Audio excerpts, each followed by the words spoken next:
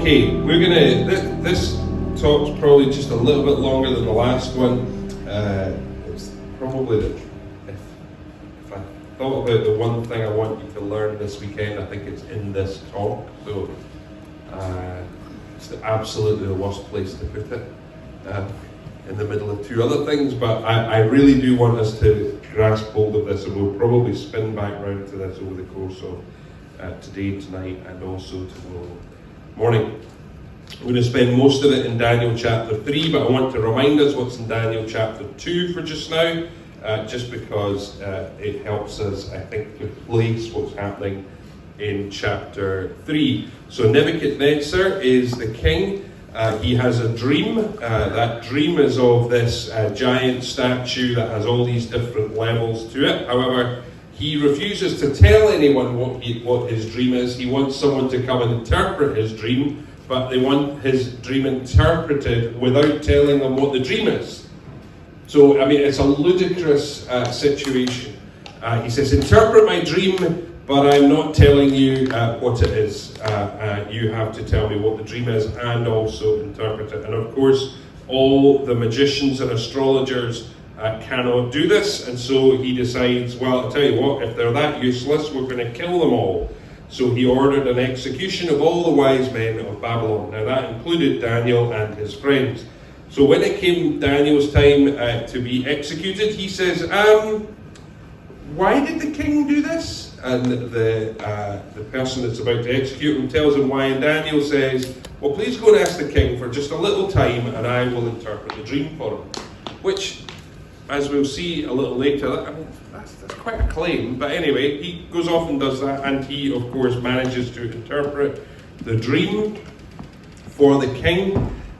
He tells the king of these this statue with 4 levels to it, each of which represents a different empire. The final empire is made of iron and clay, which is the feet, and this large rock comes and smashes it and destroys it, and the rock grows into a mighty mountain, and that is the symbol of the kingdom of God. And this is what Daniel tells Nebuchadnezzar in chapter 2. And then the king falls prostrate before Daniel, paid him an honor, and ordered that an offering of incense be presented to Daniel. And he says, surely your God is the God of gods and the Lord of lords and the revealer of mysteries, for you were able to reveal this mystery to me. And the king places Daniel in a high position and lavished many gifts on him. They made him the ruler over the entire province of Babylon, placed him in charge of all its wise men. And at Daniel's request, the king appointed Shadrach, Meshach, and Abednego as administrators over the province of Babylon, while Daniel himself remained at the royal court. And that brings us to the end of chapter 2. This really quite bizarre experience that Daniel has. But the important part at the end there is that we understand where Daniel and Shadrach, Meshach, and Abednego are. Daniel is in the royal court, and Shadrach, Meshach, and Abednego are, to some extent, local civil servants overseeing the running of Babylon. And that makes sense now of where we come with chapter 3. Now, I want us to also remember that Nebuchadnezzar had fallen prostrate before Daniel. He proclaimed how good their God was.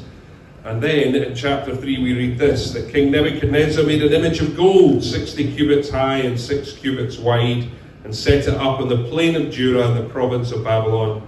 He then summoned the satraps, prefects, governors, advisors, treasurers, judges, magistrates, and all the other provincial officials to come to the dedication of the image he had set up. So the satraps, prefects, governors, advisors, treasurers, judges, magistrates, and all the other provincial officials assembled for the dedication of the image that King Nebuchadnezzar had set up, and they stood before it. Then the herald proclaimed, nations and peoples of every language, this is what you are commanded to do. As soon as you hear the sound of the horn, flute, zither, lyre, harp, pipe, and all kinds of music, you must fall down and worship the image of gold that King Nebuchadnezzar has set up. Whoever does not fall down and worship will immediately be thrown into a blazing furnace. Therefore, as soon as they heard the sound of the horn, the flute, the zither, the lyre, and all the musical instruments, all the nations and peoples of every language fell down and worshipped the image of gold that King Nebuchadnezzar had set up. At this time, some astrologers came forward and denounced the Jews. They said to King Nebuchadnezzar, "May the king live forever. Your majesty has issued a decree that everyone who hears the sound of all the musical instruments and all kinds of music must fall down and worship the image of gold, and whoever does not fall down will be thrown into blazing furnace. But there are some Jews who you have set over the affairs of the province of Babylon, Shadrach, Meshach, and Abednego, who pay no attention to you, your majesty. They neither serve your gods nor worship the image of gold you have set up." Furious with rage, Nebuchadnezzar summoned Shadrach, Meshach, and Abednego. So these men were brought before the king, and Nebuchadnezzar said, "Is it true that you do not serve my gods or worship the image of gold I have set up?" Shadrach, Meshach, and Abednego replied to him, "King Nebuchadnezzar, we do not need to defend ourselves before you in this matter. If we are thrown into the blazing furnace, the God we serve is able to deliver us from it, and he will deliver us from your majesty's hand. But even if he does not, we want you to know, your majesty, that we will not serve your gods or worship the image of gold you have set up." Nebuchadnezzar was furious with Shadrach, Meshach, and Abednego. His attitude towards them changed. He ordered the furnace heated 7 times hotter than usual and commanded some of the strongest soldiers in his armies to tie them up. So these men, wearing their robes, trousers, turbans, and other clothes, were bound and thrown into the blazing furnace. The king's command was so urgent and the furnace so hot, and the flames of the fire killed the soldiers who took Shadrach, Meshach, and Abednego, and these 3 men, firmly tied, fell into the blazing furnace. Then King Nebuchadnezzar leapt to his feet in amazement and asked his advisors, "Weren't there 3 men that we tied up and threw into the fire?" They replied, "Certainly, your majesty." He said, "Look, I see 4 men walking around in the fire, unbound and unharmed, and the 4th looks like a son of the gods." Nebuchadnezzar then approached the opening of the blazing furnace and shouted, "Shadrach, Meshach, and Abednego, servants of the Most High God, come out, come here." So Shadrach, Meshach, and Abednego came out of the fire. And the satraps, prefects, governors, and royal advisors crowded around them. They saw that the fire had not harmed their bodies, nor was a hair on their heads singed. The fire had not harmed their bodies, nor was a hair on their head singed. Their robes were not scorched, and there was no smell or fire on them. Then Nebuchadnezzar said, "Praise be to the God of Shadrach, Meshach, and Abednego, who sent his angel and rescued his servants.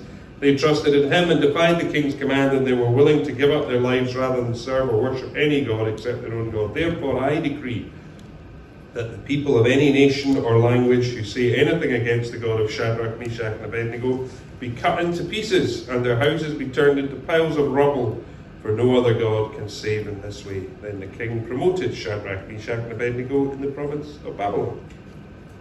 And there's our little Sunday school story, which is a bit freaky for a Sunday school story, to be honest. I love how we have that, right? What are those Sunday schools about? Daniel and the lion's den. It's a bit weird. And David and Goliath, which is always my favourite, because we talk about David and he uses his sling, and we've got all these pictures of David standing next to Goliath with a big lump on his head.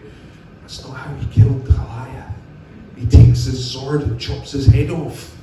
We missed that bit out in the Sunday school story, but anyway, that's a matter for another day. We're in Daniel chapter 3. Our story begins with Nebuchadnezzar deciding to build a giant statue which is to be worshipped, most likely to the god Baal. And it's massive. So it's about 30 meters high, but only about 3 meters wide. So it's kind of like an obelisk kind of thing. And it says that it's gold, but it probably was gold plated. This is not some solid gold thing that they built, but they built it and put some gold plating on the front of it. And it's interesting because it's not built in the city, which is often where these kinds of things are built. I don't know if any of you have ever been to Washington, D.C., but right in the middle of Washington, D.C., as you wander around, you've got all sorts of interesting things. You've got Lincoln Memorial and all this, and you've got this one great big obelisk right in the middle. It would have been exactly like that, except this one's not in the city, it's out on the plains. And when I was doing my research for this, I looked around and looked around and looked around, and I have no idea why they built it there. It's one of those things where you're like, yeah, I don't know. It seems to not really matter, other than it meant people had to travel out to it. And he summons the powerful to come. And what's interesting is we need to realize that where their power comes from.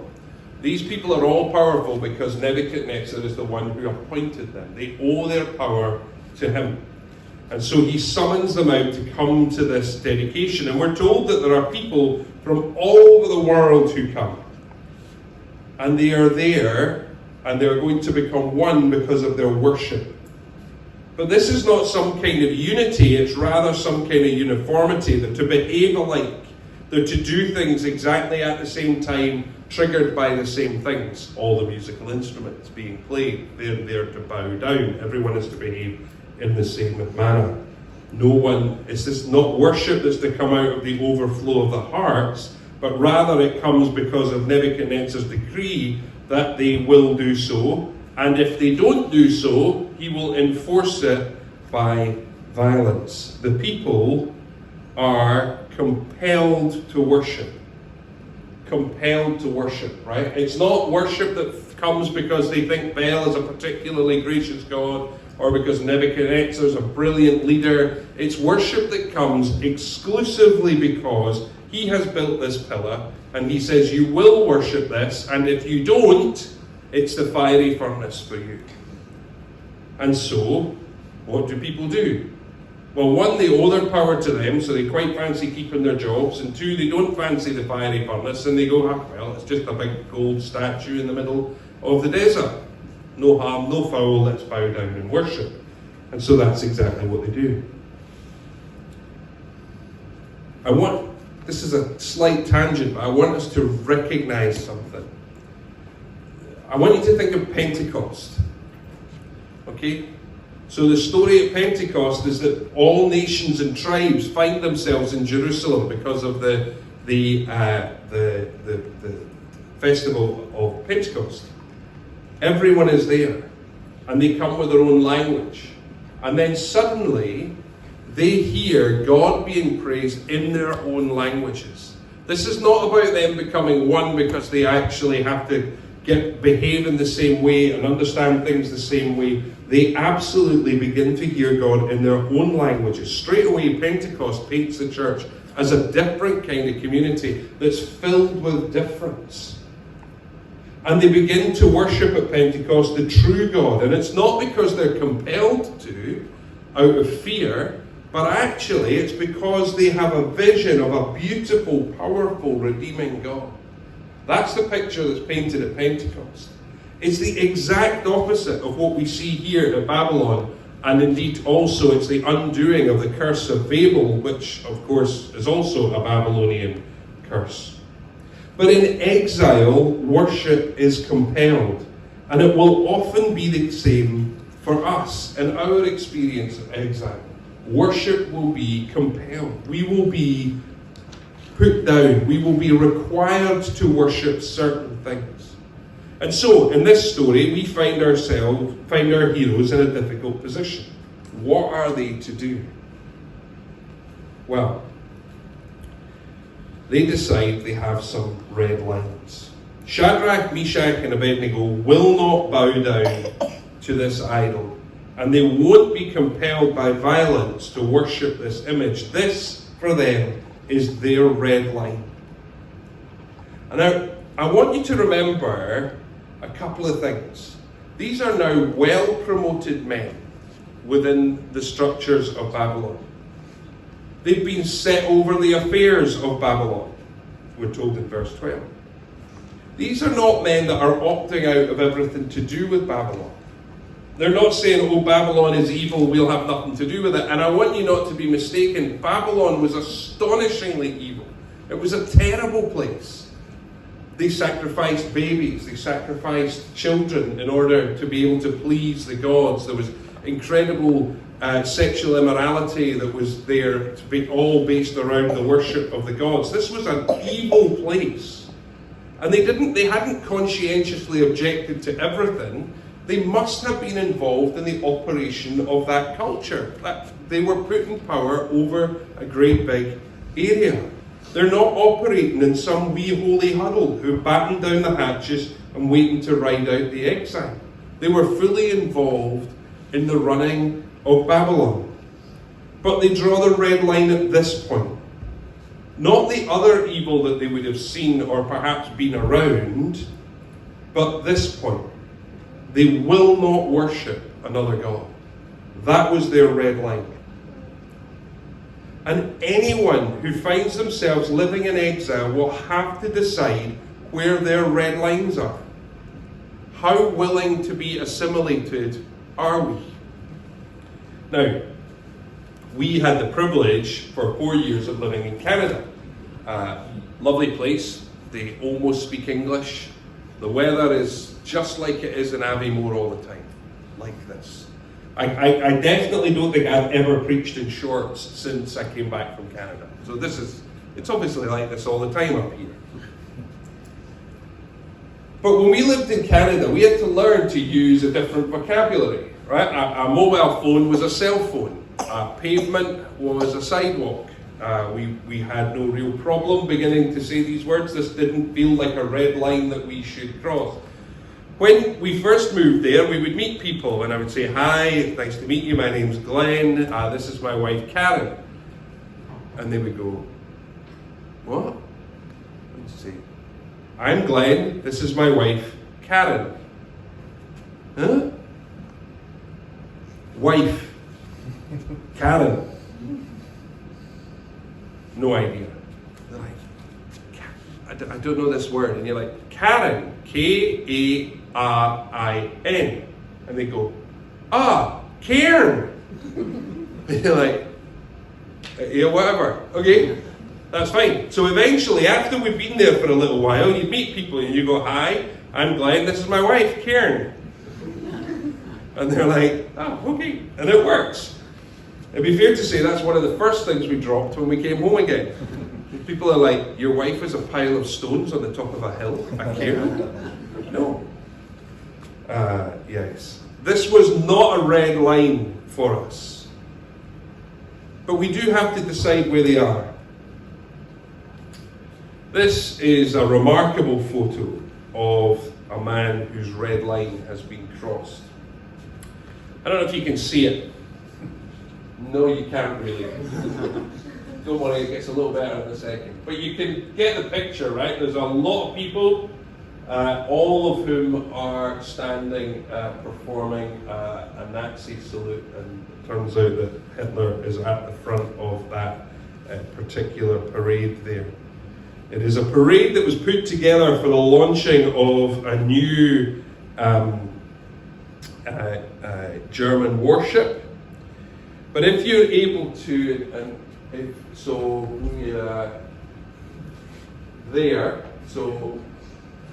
3/4 of the way up, and 3/4 of the way across, there's a guy standing with his arms crossed. This guy here. Can you see him a bit more clearly there? Yes, you can. Everyone else around him standing with a Nazi salute, and he's got his arms crossed. This is a guy who is one of two people, we don't really know, but he's either a guy called Gustav Wiegert, or he's a guy who's a little bit unnamed. The guy who's unnamed was married to a Jewish woman, and he refused to do the Nazi salute because of that. The other guy is a guy called Gustav Wiegert, who was a Christian, who refused to participate in the Nazi salute. The first guy, he eventually ended up in prison, and then he was conscripted to go and fight for the German army down in the Balkans, and he actually died in Croatia as part of that.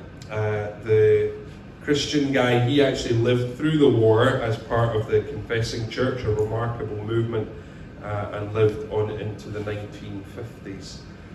We don't know which of them it is, but we do know that both of them worked as shipbuilders.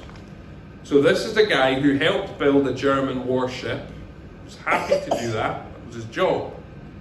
But when it came to saluting Hitler, he made his stand and said, "No, that's too far, that is my red line, this is beyond the pale," either because of his Christian faith, or because he happened to be married to a Jewish woman, or because he was just a decent bloke. We don't really know. And there's been an astonishing amount of research to find out who this guy is, and you'd think it was quite straightforward, but it's actually really complicated. But he's one of these two people. But this is the question: where is our red line? It's probably not quite as obvious as whether we'll give a Nazi salute to Hitler or whether or not we'll bow down to some weird golden obelisk in the desert. Our lives are more complicated than that. And so, because I have the privilege of working in the church, actually I rarely face them, but I'm married to Karin, or Karin, as we refer to her occasionally. And so I've asked Karin if she'll share a little bit of a story of her experience of trying to work out this, where are your red lines, as she's worked that out in her workplace.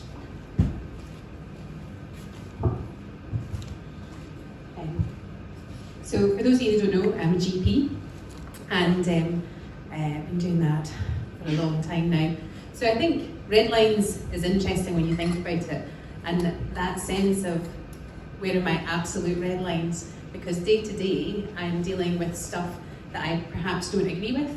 I prescribe things that are maybe perhaps not what I would necessarily want to. So things like, for example, methadone. I'm not a massive fan of the methadone program. I think there are better ways of doing it, but we've got a lot of people on a lot of drugs and stuff that I probably would rather that they weren't being prescribed, but I'm going with the flow and I'm doing that and I just work with them. And I think the joy in some of these situations is that there are all sorts of things around about different types of infections or younger people prescribing contraception, and I have to say, actually, do you know what, I'm going to just use my opportunity where I am to have conversations about these things and to use my influence to do that, but I'm still going to prescribe for them. But a couple of red lines that I probably have. So one is, I have always throughout my career, when I was working in the hospital as well, so I would never sign the form for a termination. That was one of my red lines. So I will talk to people about it because actually I think I have something to say about it, and so I want conversation, so I never step away from it and never said I'm not, I don't do that, so just don't send them to me, but actually I'll choose to have the opportunity to have a conversation with them, but I won't sign the form. And the other one, which is probably coming down the road, which Glenn and I have had discussions about, is assisted dying, and that'll be an absolute red line for me. I'm not going to have anything to do with that. So they feel like big things, but I think in every sphere of our life there are probably red lines, and I think it's about deciding where you can have conversations and influence and work with it, and then where are your red lines, where are the things that you're just going to say, sorry, I can't do this anymore, and God's calling me to something else. Thank you. Much better story than I could have told. So where are our red lines? We're going to spend some time thinking about that in a moment, but I want us to think about how our three heroes carry on with their situation. How do they respond? Well, they begin with functionally a non-defense. I mean, like if they had a lawyer, the lawyer would say, no, that is a terrible defense to offer, don't do that. It is, interestingly, I think, quite reminiscent of Jesus before his accusers, where he is largely silent and says, well, if you say I'm the king of the Jews, that sounds good to me. And that way, whereas these guys do pretty much the same thing. So their defense is this: King Nebuchadnezzar, we do not need to defend ourselves before you in this matter. If we are thrown into the blazing furnace, the God we serve is able to deliver us from it, and he will deliver us from your majesty's hand. But even if he does not, we want you to know, your majesty, that we will not serve your gods or worship the image of gold you have set up. I think there are two components in what they have to say. First of all is the faith that God can, the faith that God is able to. And that is profoundly important. It's the faith that says God is real, and therefore if God is real, he must be able to save me from this situation. Right? That's exactly what it says. It's an argument from logic. It says God is real. If God is real, then he is able to save. And he will, they say. That's the first part of their argument. If we are thrown into the blazing furnace, the God we serve is able to deliver us from it, and he will deliver us. Simple, logical. We believe in a God, He will save us, and that's the end of it. It's blind faith. It makes me as a pastor nervous, because I've heard people make those kind of arguments for things that I'm like, that's just not wise. Just don't do that. That's not smart. And this is where we get into the complexity of this. Because this is for them a red line. They've been asked to bow down and worship another God. And they say, well, look, if that's the case, we're not doing it. And the first reason we're not doing it is because our God is real. And if He's real, then He'll save us. And the second argument, I love this, is, well, and even if that doesn't happen, right? And this is the important one, I think, for us. Because it says, even if it doesn't happen, I'm still not going to worship your stupid big thing in this desert. Right? That's what they're like. Even if God doesn't save us and we get burned up, like, that's fine, because I am not bowing down to that stupid big gold obelisk in the desert. Why on earth would we do such a thing? It makes no sense. And it's brilliant, right? Because it takes this very nervous pastoral thing that I have that says, oh, I can see all the horrible places that could go, right? Like, our God's real, therefore He'll save us. Yeah, that's true, but, sometimes our own stupidity gets in the way, or, you've been offered a way out. It's the old thing, the guy on the island, and he dies and says to God, why didn't you save me? He says, well, I sent you a helicopter and a boat and this. He's like, but wait for you, God. Right, we've got to, so pastorally, I'm like, but these guys get it. They're like, well, and even if He doesn't come and save us, we'd rather burn in the fiery furnace than worship that dumb thing in the desert. Profoundly important that they have both of those there. So we can make decisions like saying, look, God is real and He's going to save us. But you need to know that the reality is, if He doesn't, there's a cost to be paid. And for them, the cost was worth it because the red line was so thick. They're like, it will cost us everything here, but the red line is, I am not worshipping this other God or golden obelisk in the desert. Friends, for us, it really matters that we think like this. Their faith is actually not based on God having to act in a certain way. Because they recognize, as the psalmist writes, my thoughts are not your thoughts, neither are your ways my ways, declares the Lord. I said the psalmist, it's Isaiah. As the heavens are higher than the earth, so are my ways higher than your ways, and my thoughts higher than your thoughts. If we are going to have the faith that God can deliver us, we must also trust that God might not deliver us. And He is still good, because His ways are not our ways. This is the life in exile, friends. It is not straightforward. There are no cookie-cutter approaches to life. Karin told you a story about the challenges of having to deal with complicated situations and write prescriptions in situations where she may well have questions. And then other places where she's like, I will not do that. I cannot do that. It is too far. And so what happens? Well, we know the story, don't we? This is the reason that we tell the story in Sunday school, because if they really did just get torched and put a little crispy pile at the end, we probably wouldn't tell the story in Sunday school, would we? What happens? Well, of course, we know there is another in the fire. God shows up in the midst of the fire in some protective manner that means their clothes don't even smell of fire. Never mind, are they set alight? You've all been around some kind of fire, right? You know that you get a smell. We have a Carols on the Beach event every year. At Christmas time, unsurprisingly, that's when you sing carols. So we light a big bonfire on the beach, and people come, and we actually have quite a big turnout to it, and your clothes stink for a fortnight. And it doesn't matter how often you wash them, they still stink, and your hair stinks, and everything else stinks, and you're like, I can't get rid of this. These guys walked about in the fire for a bit, and they come out and they're told their clothes don't even smell. This is a miracle. As much as the man walking with them was a miracle, the fact they don't smell is a miracle. So what do we take from this? Do we take that, well, that means that we can go for a walk through fire ourselves and we'll be absolutely fine? That it's okay for us this afternoon to start lighting fires out there and go for a wander in them because we can show how good God is? Thankfully, I don't think that's your risk as a church, but there are some places I've been in the world where it's actually worth reminding them that that is not what God is asking them to do. No, we should not go walking about in fire thinking we'll be fine, but we should notice that their ability to not be burned wasn't some special gift they had. Their spiritual gift wasn't of inflammability. Inflammability would mean they went on fire, wouldn't it? That's quite... Anyway, their spiritual gift wasn't one of not going on fire, but rather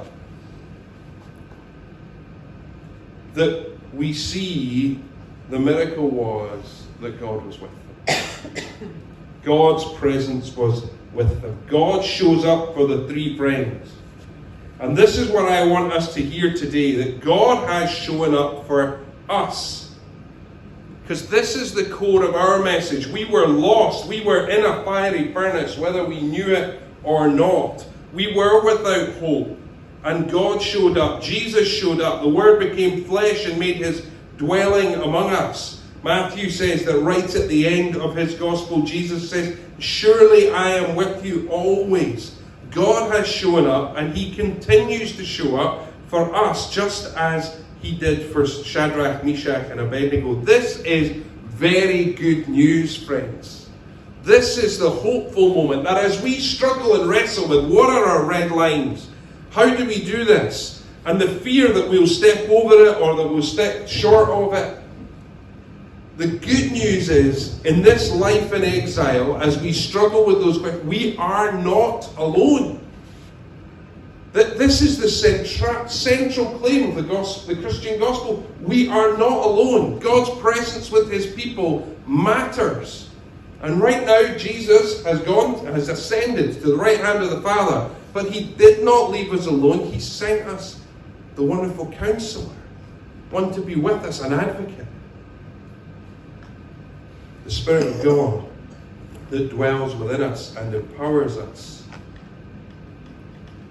Friends, it really matters that this is how they responded and how God moved.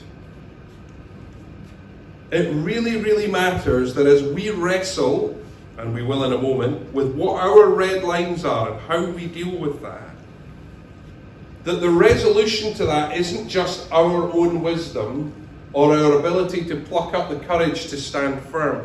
Our hope is that we trust that God is with us. That in the fires we face, there is another in the fire. That God is indeed with us. And so how does our story in Daniel chapter 3 resolve?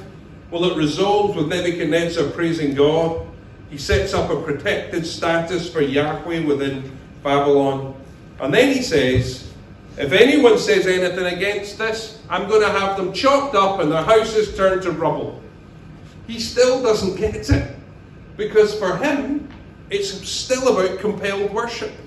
The only way to get people to compel isn't a beautiful picture of Jesus or of Yahweh. The way to get people to worship is to say, well, if you don't, you're dead. And that will always be the challenge we face. That this world will always seek to compel worship through violence, whether that's through actual violence or threats of removal of position, status, or a safe place. Life in exile is never safe. Yet it is possible to survive and even to triumph and thrive. We need to live faithfully in the conviction that God's promises of his presence are true as we wrestle with how it is that we make these decisions about what our red lines are and how we serve the God that we love. I'd like us to do a little exercise now. This will be our last exercise. I'm going to give you 15 minutes. I need you to promise me that you'll come back sharp at 7 minutes past 12. 7 minutes, not 8. Not 9, but 7. We're going to start at 7 minutes past whether you're here or not. And the reason I want to do that is I want to then do a really short little talk, and then I want us to worship. I'm going to talk for 5 minutes, and then we'll worship. But I want you to go away, and this time go in groups. And maybe if you're here with a partner, maybe don't go with your partner, split up. I mean, I'm not going to enforce that. We will not compel that kind of behaviour, but I would encourage you to do that. And what I'd like you to do is think about your circumstances, right? Because no matter who you are, you have questions about where are my red lines.